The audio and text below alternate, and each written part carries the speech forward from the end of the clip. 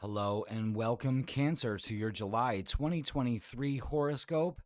I am Jeff. I am going to be your celestial guide for the month. I am going to tell you all about the current energies that are going on that will be affecting you at some level and areas of your life. We're going to go over house ingresses, planets moving into different signs. That gives them a different flavor. It adds a different flavor to the reality around you.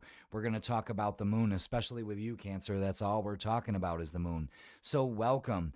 I'm just going to go through days of the weeks through the month to give us a good idea of what's in store. So right now we're going to look at your solar chart. And before we even begin, I want to apologize that it's a little late. And I'm kind of blaming it on a couple things.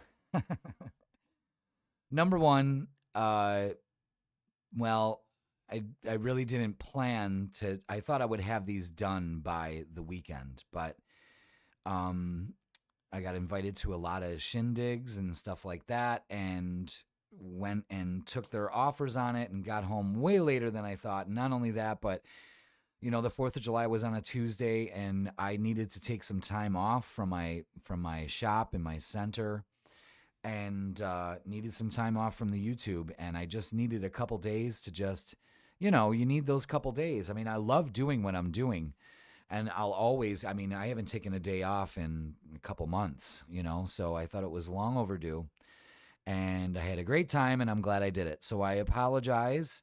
I don't know, I didn't plan for that one. But of course, we're done with the holidays now, so I've got no excuse. So with that, let's go ahead and take a look at your chart, shall we? Really sorry about that, but it was worth it. Trust me. All right, so right out of the gate, you've got the sun in your sign, in your first house. It's making some lovely trines, action. Things just kind of flow at the beginning of the month, although you could be tested because there is that Uranus square to Venus and Mars in your second house. So this could be problems with groups of people, meeting people all of a sudden, also going out for impromptu nights out. So this is how the beginning of the month is. Your energy's kind of scattered everywhere, but it makes sense. Now, the highlight of the month are the lunations, the full moon and the new moon. And they are taking place in your first house and your seventh house. So this is going to focus on self, how you self-care, how you balance your emotions, that kind of thing, and also in relationships. So relationships of all types, business partnerships, friendships, love relationships, all come into focus. So let's go ahead and take a look at the full moon's chart. So we had the full moon on July 3rd, and it's in 11 degrees Capricorn. So it's in an earth sign. It's asking us to keep your feet grounded, although we're illuminating things. The full moon illuminates things. You got to keep your feet on the ground. Slow and steady wins the race, that kind of thing. We also have Pluto is now in Capricorn also. It's at 29 degrees. It's a critical degree. And it's going to be, is that square the nodes? Yeah, it's squaring the nodes, of course. It's going to be squaring the nodes a lot. But in this case, this is all going to be taking place in your seventh house. So relationships, let's bounce back to your other chart. So relationships are going to take a focus at the beginning of the month. Forming new relationships, ending new relationships. If you are single, you will definitely meet somebody at maybe a festival or maybe fireworks or something like that.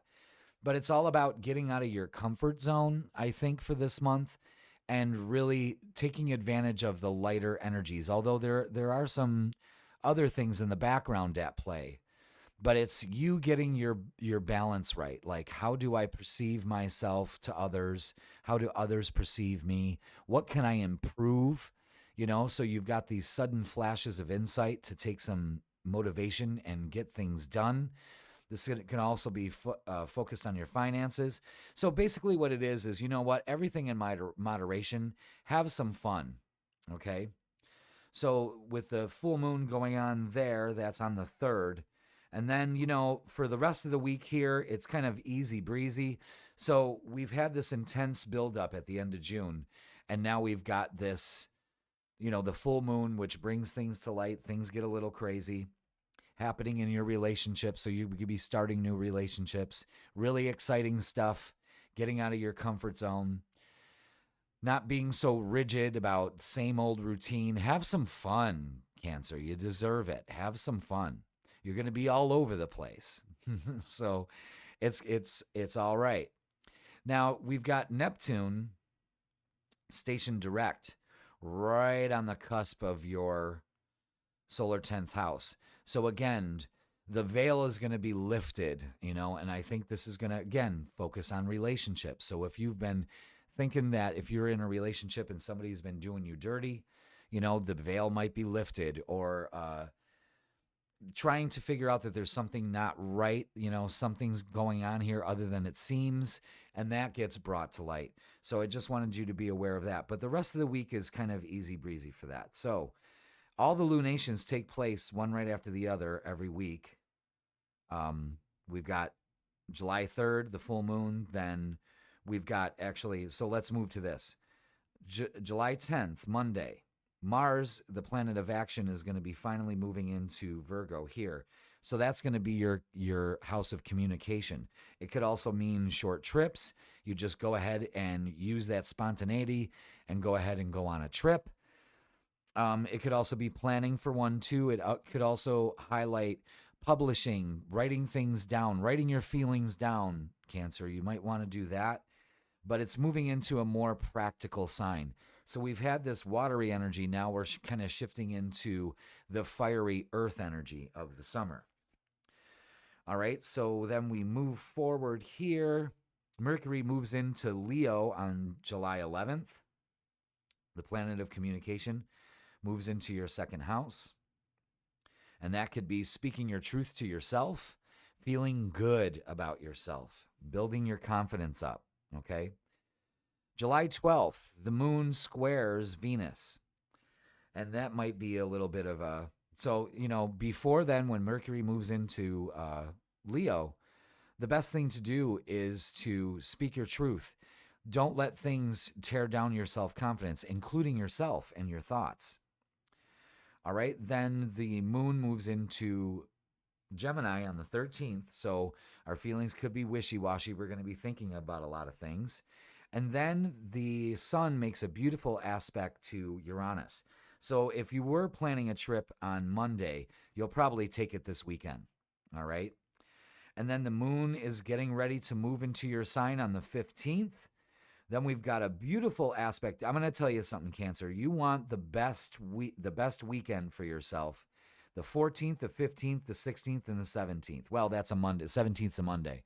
But still, that would be an excellent time for you to get away, get some clarity. You know what I mean? Pluto is asking you to get some perspective also. So yeah, the 14th, 15th, and 16th of July would be an excellent time to get away. Maybe a road trip. I see road trip.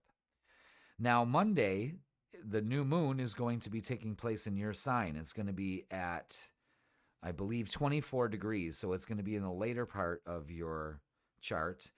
And it's going to be opposite Jupiter, I believe. Well, kind of. It's going to eventually work its way there. So it's going to be actually forming squares between it. So, there could be problems within a group trying to expand things, finding the right people for the right positions, that kind of thing. But again, new moons are an excellent time to plant the seeds of your desires. And because it's happening in your sign, you can almost look at this as a super new moon because it is aligned in your sign and it aligns with every single one of you Cancers. So this is a good time to speak your intentions to the universe because then this week starts to ramp up. You had a beautiful weekend before. This one gets a little bit more intense. So as we move forward, on the 18th, the moon moves swiftly into Leo. And then it's going to make a conjunction on the 19th to Mercury. So, get your words out right. Speak highly of yourself. Change your routine, build your self-confidence up. This is all getting into the feels of things. Now, the moon moves into Virgo on the 20th. Also, the sun makes a great trine to Neptune, and Mars is going to be opposite Saturn. So that can create some hindrances, maybe some indifferences, but I don't know. I mean, even though Mars and Saturn can clash, I think that the sun enshrining Neptune kind of softens that blow. However, on the next day, the 20th, we have the sun making an opposition to Pluto. So that's going to be right around here. So it's going to be in your, well, it's going to kind of be in your first and second houses. It's going to illuminate these four houses.